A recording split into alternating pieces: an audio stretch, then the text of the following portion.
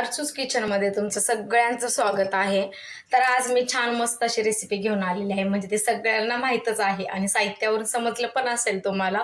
तर आज मी छान असं पिठलं बेसन बनवणार आहे. म्हणजे काही लोक पिठलं बोलतात, काही बेसन बोलतात. तर मी छान असं पिठलं बनवणार आहे. खूप सिंपल आणि छान रेसिपी आणि मला माहिती आहे सर्वांना हे येत आहे, पण तरी पण मी बनवत होते. म्हटलं चला आपण हे शूट करून व्हिडिओ अपलोड करता येईल, कारण की प्रत्येकाची पद्धत खूप वेगळी असते. आणि मी हाटीव बेसन जे बोलतो ना पिठलं ते बनवणार आहे. बेसन बनवायच्या पण बऱ्याच पद्धती आहेत, प्रत्येकांच्या वेगवेगळ्या राहतात. तर असोत आपण साहित्य पाहूया. इथं मी अर्धा बाउल बेसन पीठ घेतलेलं आहे. हिरवी मिरची कट करून घेतलेली आहे. इथं मोहरी, जिरं, लसूण बारीक कट करून घेतलेला आहे आणि एक कांदा कट केलेला आहे. तर चला आपण रेसिपी बनवायला सुरुवात करूयात. तर छान असेल तर पॅन गरम करून घेऊयात. पॅन गरम झालं की त्याच्यामध्ये तेल टाकणार आहोत आपण. खूप मस्त आणि सिंपल आणि पारंपरिक पद्धत जी बोलतो आपण, म्हणजे खूप दिवसांपासून अनेक वर्षांपासून चालत आलेलं आपलं पिठलं भाकरी बोला, बेसन भाकरी बोला, चालूच असतं. पूर्वी मस्तपैकी छान असं बेसन भाकरी, त्याच्यासोबत कांदा मिरचीचा ठेचा छान असं व्यवस्थित राहायचं. आता कसं आहे, आपल्याला कधी खाऊ वाटलं तर आपण बनवतो, नाही तर बऱ्याच लोकांना आवडतं, काहींना आवडत नाही. पण आमच्या घरात तर खूप सगळ्यांना पिठलं भाकरी आवडतं. त्याच्यामुळे आज मस्तपैकी छान असं पिठलं आणि भाकरीचं बेत आहे. तर म्हटलं चला तुमच्यासोबत पण रेसिपी शेअर करता येईल. तर असोयात आपण आता मस्त छान असं पिठलं बनवायला घेणार आहोत. तर तेल गरम झालेलं आहे. तेल गरम झाले की त्याच्यामध्ये छान असं मोहरी आणि जिरं टाकून घ्यायचं. मस्त थोडंसं ते तडतडून झालं की त्याच्यामध्ये बारीक कट करून घेतलेला लसूण जो आहे तो ऍड करणार आहोत आपण. पाहू शकता तुम्ही. मस्त असं त्याला पण छान असं व्यवस्थित गोल्डन होऊन द्यायचं लसणाला. काही जण काय करतात माहितीये का, जे बेसन पीठ आहे ना त्याच्यात अगोदरच पाणी ओततात आणि ते बॅटर तयार करून नंतर हे पूर्ण सगळं हे झालं ना की त्याच्यामध्ये ऍड करतात. पण ते हाटीव बेसन जे बोलतो ना ते नाहीये. तर आज मी जे बनवणार आहे ना ते मी हाटीव बेसन बनवणार आहे. तर आपलं ऑलरेडी छान असं लसूण गोल्डन झालेला आहे. त्याच्यामध्ये मिरची ऍड करूया आणि जो कांदा कट करून घेतला होता त्याला पण याच्यामध्ये ऍड करून घेणार आहोत. छान व्यवस्थित कांद्याला फ्राय करून घेऊयात मस्त असं. आणि कांदा असं छान फ्राय झाला की नंतर याच्यामध्ये थोडंसं मीठ आणि पाणी टाकणार आहोत. तर कांद्याला असं छान असं परतून घेऊयात. तर छान असा आपला कांदा परतत आलेला आहे. आता याच्यामध्ये काय करूयात, थोडंसं मीठ ॲड करूयात चवीपुरतं.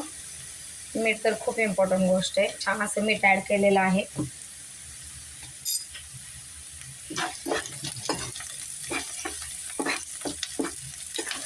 मस्त असा आपला कांदा परतून झालेला आहे. आता याच्यामध्ये हळद ॲड करणार आहोत.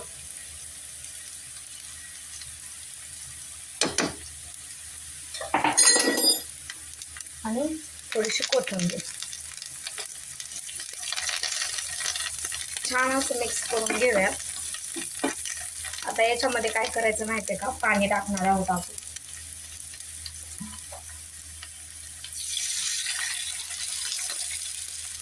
परफेक्ट. आता याला एक छान हे पाणी टाकलेलं आहे ना, याला एक आता छान अशी उकळी येऊन देणार आहोत आपण मस्त अशी.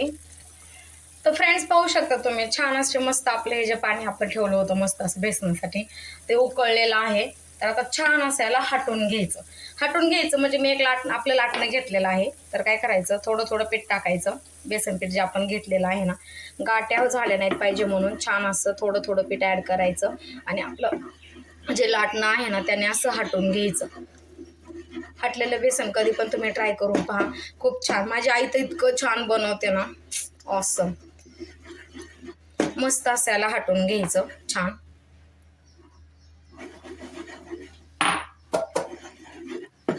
परफेक्ट.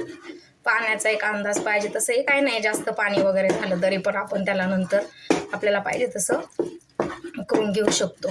तर पाहू शकता तुम्ही, मी छान असं याला हटवून घेते.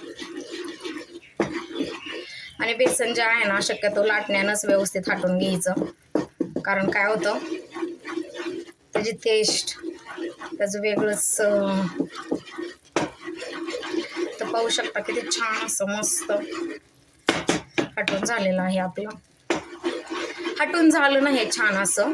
याच्यामध्ये मग आपण याच्यावरती एक कमी गॅसवरती झाकण ठेवायचं एक 2-3 मिनटं. मग आपलं पिठलं बेसन जे आहे ते ऑलरेडी तयार आहे.